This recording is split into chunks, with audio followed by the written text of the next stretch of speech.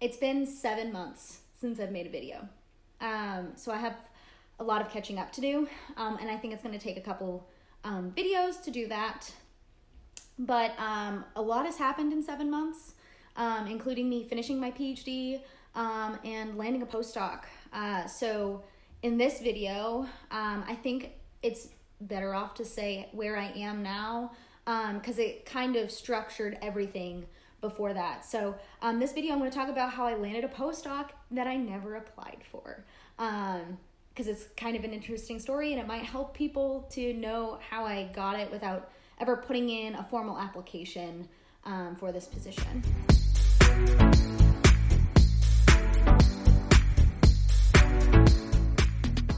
Okay, quick recap for those who don't know. I had my daughter in my second year of my PhD.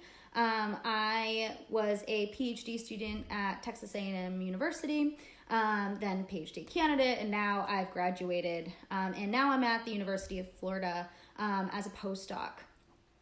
So back in August, I wanted to make a video, and it was basically just me, more or less kind of just stress recording about how I didn't know what I was going to do if I didn't get a postdoc. At that point, I had no clue what was going to happen. We were talking about maybe extending and like missing my defense date so that way I can stay an extra semester because I just couldn't find positions. I landed an adjunct faculty position at Arizona State, but it was a part-time thing, so we really didn't know what my future looked like at that point in time. So I was applying to a bunch of places. It was during COVID, so there was no conferences. So I wasn't out there like I would have been if this was like status quo semester. So it was very stressful for me. And so there was all these secondary plans. My advisor was also applying for like seed grants that could fund a postdoc. So I was happy to accept those if he had gotten them. But we didn't know. There was no guarantee. So my advisor and I came up with a plan, and it's kind of abnormal. So I thought like maybe share it with everyone, because it ended up working really well. Every single person that I had done this with wanted to work with me as a postdoc. So it might be something that is fruitful for anyone, even if you don't have a kid, how to get a postdoc. So what basically I had done was I made a 10-minute presentation. So my dissertation was on decomposition ecology. So I looked at how arthropods were competing with large vertebrate scavengers like coyotes or vultures, and how they're competing for carcasses at single carcasses or things like mass mortality events where hundreds of animals are dying in a given location at a given time of year. So during my proposal seminar, I got a question about like the definition of mass mortality and what does it actually mean. So it kind of brought me down this rabbit hole, and I made a mathematical model to try and explain it. And so my advisor thought this was really cool. So we were pursuing a publication. He's like, you should go and ask people what they think of this. And just start a conversation with someone. So basically, I did what I had done as a PhD student, or going to be a PhD student. I had an idea in mind, and I was just going to ask people to talk with me and ask them what they think. And before, I never thought of that. I don't know why I never did, because that's how I met my advisor. We met at a conference. I showed him my research. He really liked my research. We talked about our interests, and then he said, apply here, and as long as the department accepts you, I will take you as a student. I didn't think you could do that as a postdoc. I thought you had to apply. But what I didn't know is a lot of postdoc positions that are posted have someone in mind already. So like I had mentioned, my advisor was applying for a seed grant, and he actually ended up getting it, but he still had to post that grant to a job board. So people applied to it. And so people don't know that when they're applying for something. And there was a position that I was very interested in. And I applied for it, and I bugged the person multiple times, but it was like they kind of had already made up their mind before I had even submitted the application. So it was really disheartening. So the trick really is to pursue a postdoc. And I mean, there are grants that help you do that through NSF. But I basically just said, hey, I have this model, and I sought out people who I thought would be interested in it.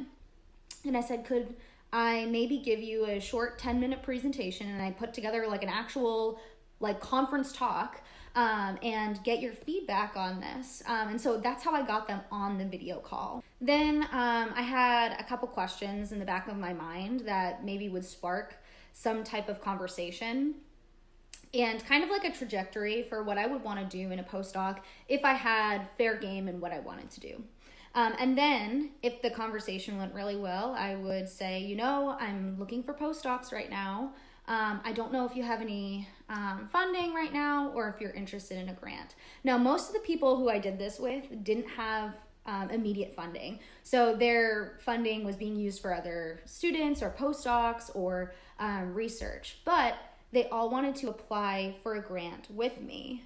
So they had grants in mind. They were always different too.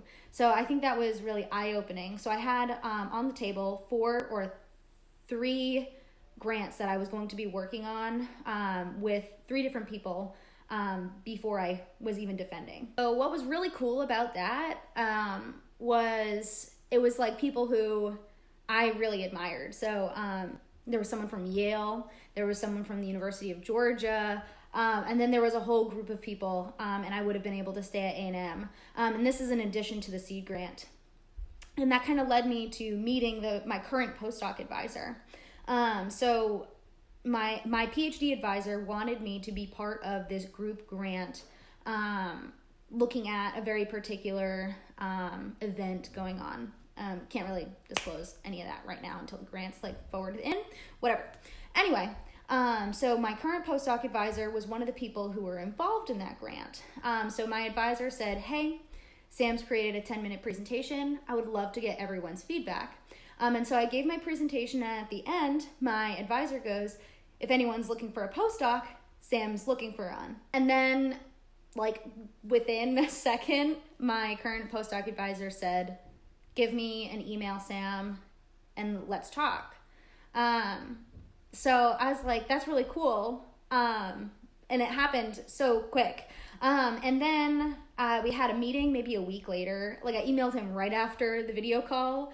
And I was like, listen, I would love to meet with you. I'd love to talk. Let's chat next week or maybe late this week. So we met, and then he goes, so I'm really interested in getting a fly person into the lab so that way we can do all these different projects. And I think you'd be a great fit. And we can use what you've done here at A&M and start building on it here. And I was like, oh my God, this is like an amazing opportunity. And it was in GIS and disease ecology. So 2 things that I was always interested in, but I had 0 experience in. And I remember telling him, like, listen, I want to be very transparent in what I am and what I'm not. And he was like, don't worry about it. So then he asked, well, how soon could you get here? And I was like, you know, I wish I remember exactly what time this was. This was probably maybe early September that we had this conversation. I was like, I'm supposed to defend in October. And he goes, how about you come out here directly after you defend? And I can start your position basically in the next month. And my eyes kind of widened because I thought this was going to be something maybe I would have to postpone a year or like a semester or something for this funding to come up, but he needed to spend the money now. So I was like, I need to talk to my husband and figure this out. So long story short, in a month, I was like, okay, defense is 1,000,000% on. I need to get this done yesterday. So everything was accelerated about 2 times. Even though I was still planning on defending that month, like everything was still on track. It was just like pressure's on now. Like this is real. So I never applied for that position. He showed me the posting after we had met. And it was like, I think I needed to send him my CV and my publications by the due date on the thing. But I never submitted a cover letter. I never did a research statement or anything like that for that particular position. So just to wrap up this video, because it's getting a little long, the piece of advice that I would give to anyone looking to be a postdoc is, one, be proactive. This was something that I was told early on too, but I relied too much on conferences and stuff. A lot of the people you're going to be working with are going to be the people that are your connections. So do that. Don't be afraid to reach out to people and just like prepare something and ask them to get their opinion on it. A lot of scientists are open to that kind of discussion, and as long as you're prepared, I think a lot of people will be impressed by it, and that only opens doors for you.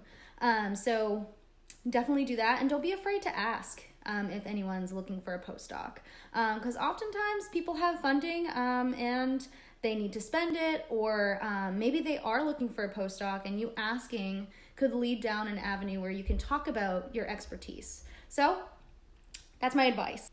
So I think in future videos, I'm gonna go back now that you know where I am and how I kind of got here. It explains more of how I felt during the time during my defense, having to fly back to graduate and then come back to my postdoc, and how all that worked, because I wasn't actually technically a postdoc after my defense. I was an adjunct faculty, and then once I got my physical degree, I became a postdoc.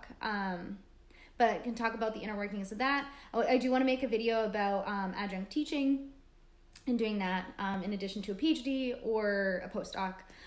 So yeah, till next time, I am going to be posting more now that I'm all settled in. If you like my content and you want to continue watching, as you can tell, I definitely don't post super regularly, so you may or may not want to subscribe. Thank you to all those who have subscribed to my channel, and I will see you all in the next video.